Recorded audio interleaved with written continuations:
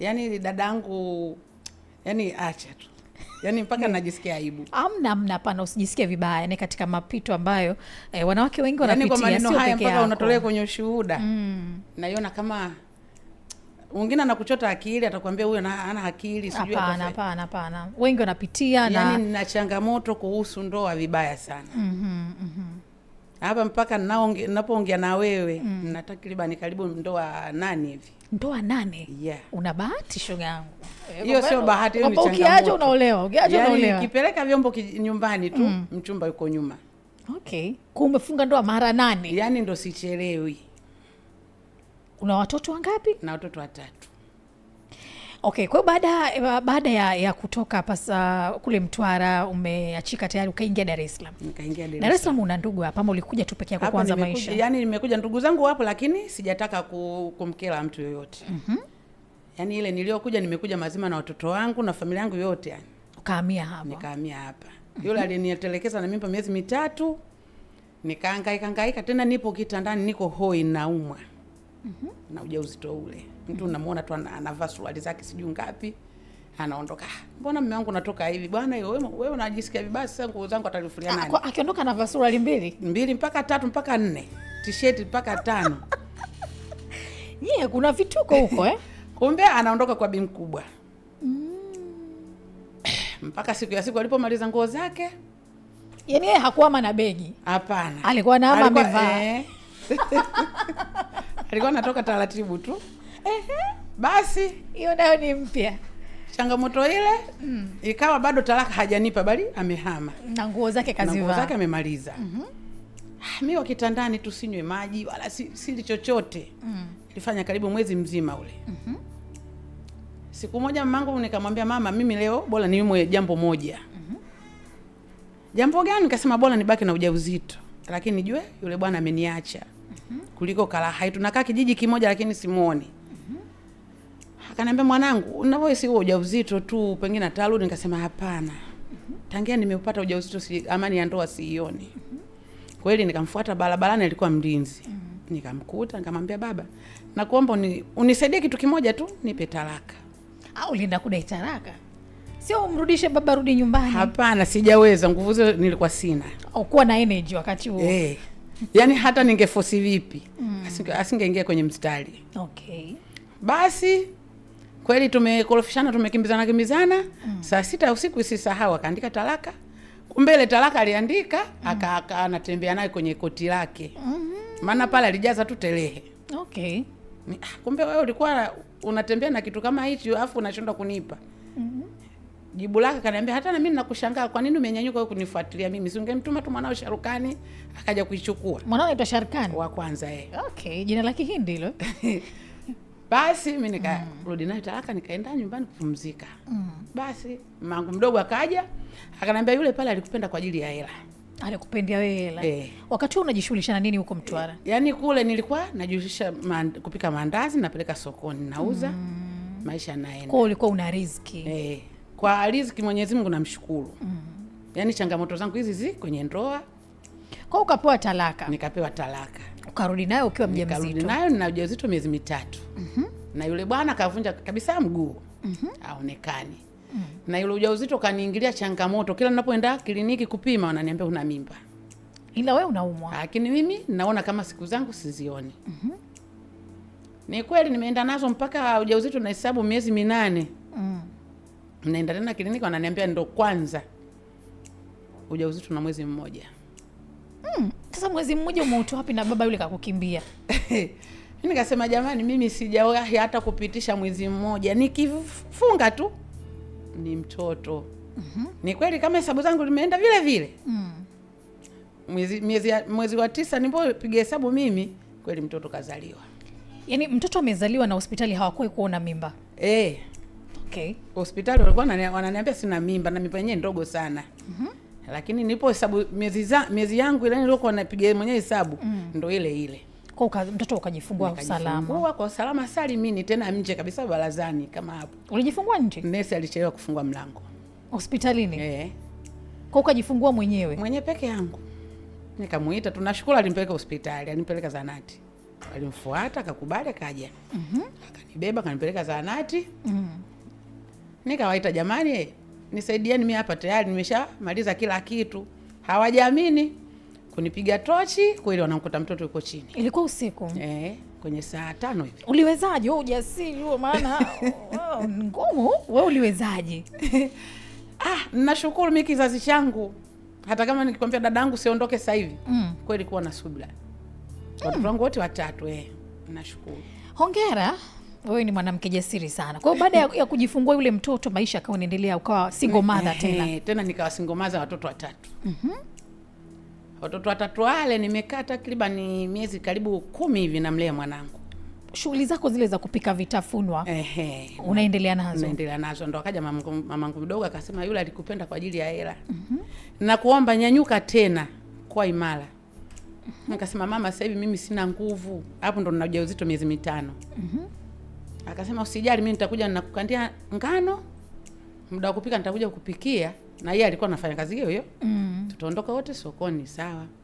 Akawa anafanya kazi ile mpaka nilipopata mimi mwenye nguvu, nikawa naendelea na kazi ile. Hela yangu yote ya kwenda kujifungua nilihifadhi mwenyewe. Ulitafuta mwenyewe? Basi nilipompata yule mtoto nimemlea mpaka alipofika miezi 10, nikamwambia wanangu, hapa mimi sina maisha tena kuishi hapa kijijini. Nikawabeba wote 3, nikafika hapa. Nilikuwa nacheza vikoba, nikaifunga 500 yangu pembeni. Nikaiweka. Nilipofika hapa nikaomba kwa jirani, nikajihifadhi. Baada ya wiki, nashukuru alinipokea. Na yeye alikuwa mke mwenzangu. Jirani yako huyo? Huyo wa Dar es Salaam sasa. Alikuwa mke mwenzangu kwa babake Sharukani. Kwa mtoto wako wa kwanza. Kwa ukamtafuta na kuja Dani nipokee. Nashukuru alinipokea, nikaishi kwake. Nilipopata chumba nikahamia kwangu. Mpaka leo ninashukuru Mungu. Upo kwako na watoto wako na biashara zinaendelea. Kwa hiyo ulipoingia mjini sasa ukaanza biashara? Nikaanza biashara hiyo, kutembeza matunda. Nimekaa takriban karibu miaka 12 hivi. Unatembeza matunda? Nipo na beseni langu. Mvua yangu, jua langu. Biashara ni nzuri hiyo. Nashukuru, ilikuwa inanilipa sana, inanipa riziki sana. Kwa siku ulikuwa unaingiza kama bei gani kwenye biashara? Kwa siku nikichukua mzigo wangu 15,000 au 18,000, ikitembea mzuri sikosi kupata hata narudi na 30,000, 35. Ni paso kwa paso. Wow. Ikawa tu nimechoka ile kazi ya kujitwisha beseni na kutembea, maana natembea hatua nyingi sana. Natafuta wateja. Ikawa najiuliza, lakini mimi kazi nitaweza kuibadilisha? Yaani changamoto ikawa najiuliza nitabadilishaje? Ndo akajitokeza huyo baba huyo. Huyo baba ulikutana naye wapi? Yupo sokoni na yeye anauza matunda. Wana, naomba namba yako ya simu nikuwekee machenza. Nikampatia namba. Ndio. Yeye anauza machenza. Ya kila kinachofika sokoni anakibeba. Sasa kwa telehe hizo ndo tulianzana hapo kwenye machenza. Kwenye msimu wa machenza. Basi nikampatia namba. Kweli na yakuta pembeni ameyaweka machenza yangu. Tena nikiingia mtaani hata 1,000 nauza moja. Basi akaingia ubia kunitaka. Akaanza umeolewa? Nikasema mimi bado sijapata mume. Na mimi sina mke. Kwa hiyo nataka nikuoe, mimi na watoto pale, nataka bado nateseka na wanangu. Anaye ni single father. Kwa hiyo wewe ni single mother, mkaona mkutane sasa. Basi mimi haina kesi, maana nimepumzika miaka karibu takriban 13 hivi. Nikamkubalia. Kwa hiyo tunafanyaje? Mimi promise ya barua mpigie, hebu kwanza tutafute baba atuelekeze jinsi ya kufanya. Na wakati wewe ulikuwa unatamani kuolewa? Yaani ninatamani dadangu mpaka hapa nilipokaa sasa hivi. Yaani ni kikubwa ninachoingia sana madhabahuni. Naomba hicho. Nataka mume sahihi. Yaani sana. Yule baba sasa nikampigia babangu simu, nikamuelekeza, akasema sasa wakati huo mpaka unapiga simu nyumbani, hamjajuana vizuri. Yaani kujuana pale sasa hivi ameshanikataza kazi na majukumu ya nyumbani anaendesha yeye. Kwa hiyo akakwambia usiuze tena matunda. Kwa hiyo hauzunguki tena na matunda. Akakwambia usifanye kazi, kaa nyumbani. Nitakuhudumia. Na ananihudumia ya kutosha. Asubuhi, kila asubuhi haikosi 15,000 nimeingia kwenye simu. Wow. Mimi nikajikontrol kabisa, nikasema nishapata mume. Mume si ndo huyo? Yeah. Basi nikawa hebu nijifungue tu kwa kila kitu. Nikamwambia baba, mimi na mchezo na vikoba. Akasema kwa kila kinachokuambata wewe katika nafsi yako mimi nitakusaidia, au nitakuwa pamoja na mimi. Atakupa mpaka ile ya marejesho na nini? Alikuwa ananipa. Siku ya kugonga Isa kula ananipa, ninapeleka. Kwenye mchezo ninabana hela, ninapeleka. Nikasema basi nilichokuwa nataka nini? Hebu nikae nipumzike, nitulie, mume ndio huyo. Kumbe kuna vitu fulani anitengeneza. Kweli nimempigia baba simu, akanielekeza kwa kupeleka barua kwa babangu mdogo Kisemvule. Tukaipeleka barua, wakasoma, wakarudisha majibu, promise za ndoa zikafuata. Kufuata zile promise za ndoa, anapanga tarehe aliyopanga ya kuolewa mimi na yeye, ndo tarehe za babake kafariki. Amefariki Jumatano. Ndoa yangu mimi amepanga Ijumaa. Sasa wakati wa mahari ameshatoa? Bado ndo na promise ya kwenda mara benki, mara kwenye mikopo huku, mara huku. Kwa hiyo alipanga tarehe ya kukua kabla hajatoa mahari. Na sisi wa Makonde tunaona tu siku akifika kitoa ishapita. Okay, wa Makonde. Hatuna promise zile, sijui hamna mambo mengi.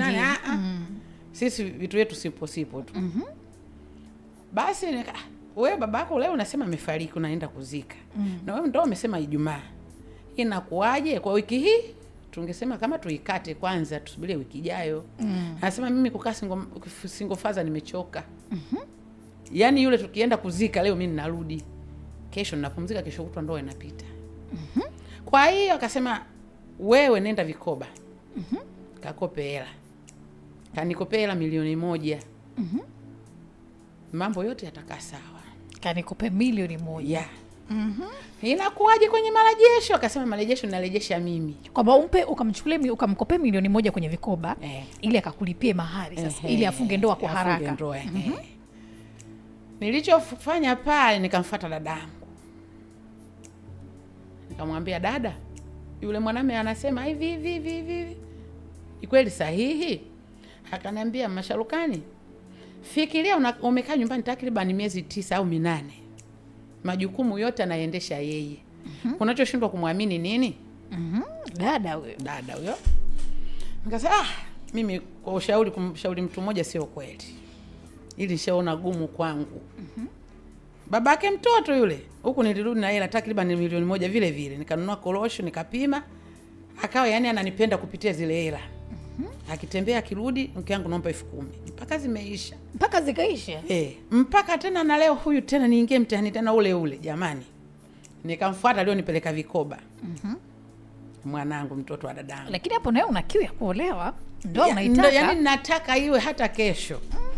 Maana nikiangalia mjengo umenivutia. Ana nyumba kubwa. Karibu chumba 4 zile. Kwa ukasema mimi ndo natakiwa kukaa hapa. Alafu ukiangalia hata maji si bebi kupita sijui kwa jirani. Maji yanatoka ndani. Nikishaingia ndani nimeingia. Choo kila kitu ndani. Kila kitu. Ukasema mimi ndo mother house. Basi nikaenda kwa mwanangu yule nikamuuliza na yeye akanipa majibu yale. Mama sipolipa yeye watanikata hisa zangu mimi za kwangu. Akasema Mailati wewe. Upo serious? Akaniambia mama nipo serious. Olewa mama. Kachukue hela. Kweli Jumatano alivyokuwa na kichwa kizuri. Ile nimeenda tu nimekuta fomu hakuna hata foleni. Nimechukua fomu nimejaza. Nimepata 700,000 ya haraka.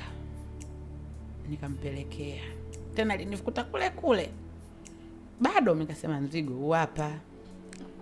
Ukampa. Kachukua zile hela yule kwenye 1,000,000. Siku ya kwanza alipata 700,000. Au ulimpelekea msibani? Alinifuata yeye kwenye vikoba. Yaani ndo amefuata zile hela aondoke kwenye msiba wa babake. Yaani anataka awe na uhakika 100% kama kila kitu kiko sawa. Nikamkabidhi mzigo wake, kaondoka nao. Kweli jioni amenipigia simu, mimi nimerudi. Umerudi? Umeshinda hata kulala. Bwana mtu tumeshamzika tulale nini?